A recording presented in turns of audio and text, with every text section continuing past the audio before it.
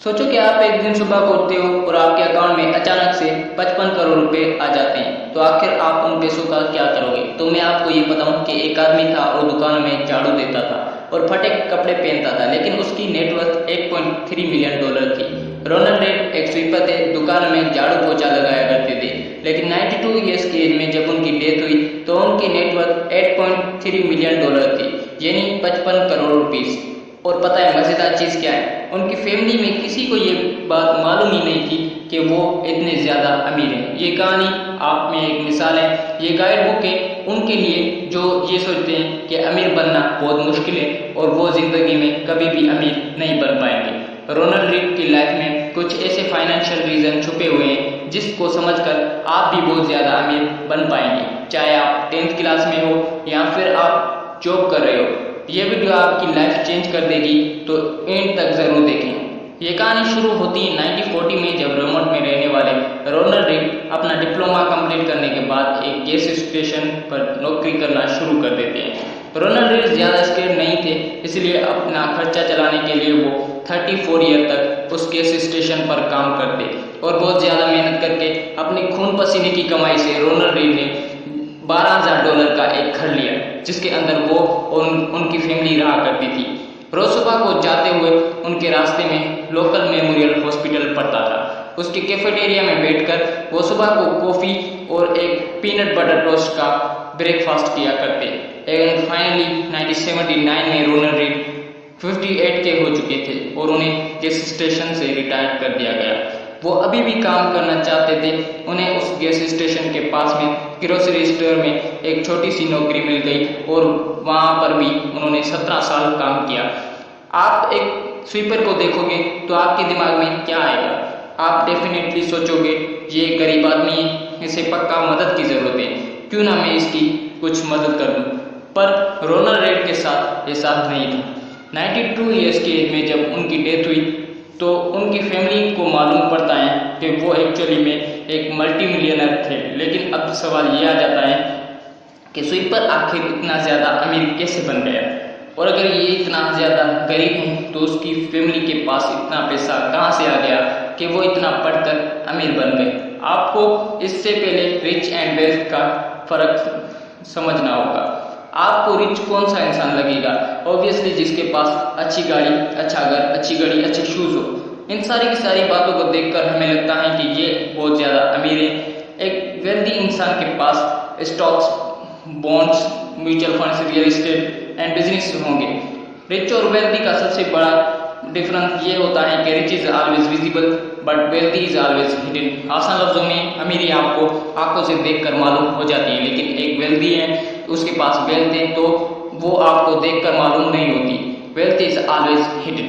एक रिच आदमी अपनी चीजें दिखाकर शो ऑफ कर सकता है, बट अगर वेल्थी इंसान चाहे तो वो रिच बन सकता है। सिमिलरली रोनाल्ड रेड किसी को ये पता नहीं लगने देते कि वो एक्चुअल में कितने ज्यादा अमीर है, और ये बात हमें एक इम्पोर्टेंट लेसन सिखाती है जिसका नाम है मिनिमलिज्म। अब सबसे बड़ी प्रॉब्लम ये है कि लोग मिनिमलिज्म को स्कैर्सिटी से रिलेट करते हैं। लोगों को ये लगता है कि मिनिमलिस्ट का मतलब ये है कि आप आतंकी में जीना शुरू कर दें। मिनिमलिस्ट का मतलब ये होता है कि आप सिर्फ उन चीज़ों पर खर्च करो जो आपके जीने के लिए सबसे ज़्यादा इम्पोर्टेंट है, और उन चीज़ों पर फालतू पैसा मत खर्च करो जिनके बिना भी आप जिंदगी जी सकते हो।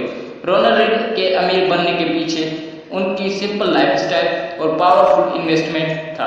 क्या आप जानते हैं कि अपनी लाइफ में इतना ज़्यादा अमीर होने के बाद भी वो सेकंड हैंड टोयोटा चलाते थे। एक बार की बात है, जब रोनाल्ड रेड अपने लॉयर से मिलने गए थे तो लॉयर ने जब उन्हें देखा तो उन्हें लगा कि इसको बहुत ज़्यादा मदद की ज़रूरत है, क्योंकि रोनाल्ड रेड ने उस वक्त फटा सा कोट, एक सिंपल सी शर्ट और एक पुरानी कैप पहनी हुई थी। इनफैक्ट उनसे जब कोई भी मिलता था उनको लगता था कि इस इंसान को बहुत ज़्यादा मदद की ज़रूरत है, बट रियलिटी में रोनाल्ड रेड उन सबसे ज़्यादा अमीर थे।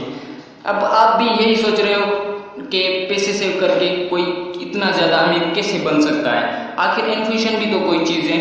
यस, बिल्कुल सही सोचा आपने, और ये सेम चीज़ रोनाल्ड रेड ने भी सोची थी। उनकी फैमिली को मालूम लगा कि वो एक अच्छे इन्वेस्टर हैं और वो स्टॉक्स के अंदर इन्वेस्ट करते ही जा रहे थे। आई नो आप ये माइंड में क्या क्वेश्चन है कि रोनाल्ड रेड ने तो पढ़ाई की ही नहीं थी, तो उनको कैसे पता चला कि किस स्टॉक में इन्वेस्ट करना चाहिए?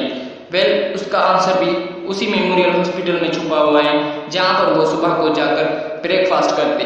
कुछ सालों के बाद जब वो रेस्टोरेंट में जाते तो उन्हें वो कैफेटेरिया बंद नजर आता है। वो जाकर मालूम करते हैं कि उन्हें फिर पता ये लगता है कि वो कैफेटेरिया अब बंद हो चुका है। जिसके बाद वो अपनी कॉफ़ी के लिए दूसरे रेस्टोरेंट पर जाते हैं जिसका नाम फ्रेंडलीज होता है। उनको उस रेस्टोरेंट में एक डायरेक्टर मिल जाते और वो रोनाल्ड रेड को सजेस्ट करते कि नज़दीक में एक लाइब्रेरी खुली है, आप क्यों ना जाकर वहाँ बुक पढ़ने का ट्राई करें। तो वो लाइब्रेरी जाते हैं और अपना कार्ड बनवाते हैं और कुछ बुक्स वहाँ से बोरो करना शुरू करते हैं। और जो बुक्स वो बोरो करते उनमें ज़्यादा स्टॉक मार्केट, पर्सनल फाइनेंस के ऊपर होती हैं और न्यूज़पेपर जो वो पढ़ते तो उससे उन्हें बहुत ज़्यादा मदद मिली।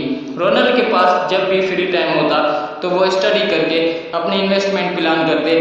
रोनाल्ड के पोर्टफोलियो में टोटल 95 स्टॉक्स थे जिनमें health care, telecom, consumer goods, railways, public utilities और बैंकिंग कम्युनिटीज के स्टॉक्स थे। लेकिन अब सवाल ये है कि रोनाल्ड ने आखिर ये स्टॉक्स चूज कैसे करे? तो इसका राज छुपा हुआ है रोनाल्ड की इन्वेस्टमेंट फिलोसफी में। रोनाल्ड ने अपना पैसा दो कैटेगरीज में डिवाइड करा, एक short lived cycle and second long lived cycle.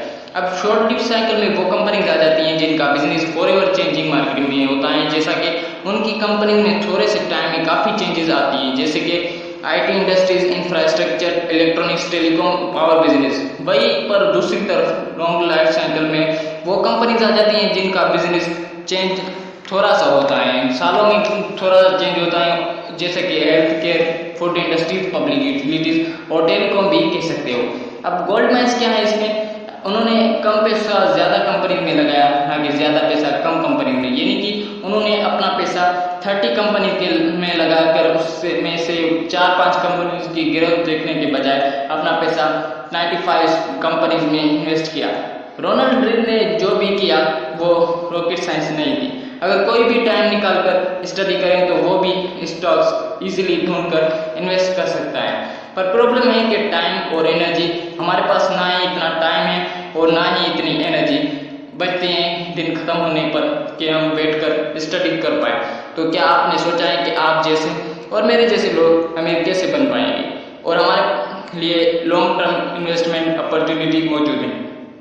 अगर आप किसी से भी इन्वेस्टमेंट का पूछोगे तो वो आपको दो तरीके बताएगा, स्टॉक्स और रियल एस्टेट। एक और तरीका जिसमें आप इन्वेस्ट कर सकते हो और वो है बॉन्ड मार्केट। और बॉन्ड मार्केट के जरिए से फाइनेंशियल इंस्टीट्यूट और बड़े इदारे इन्वेस्ट करते थे, लेकिन अब वक्त बदल चुका है।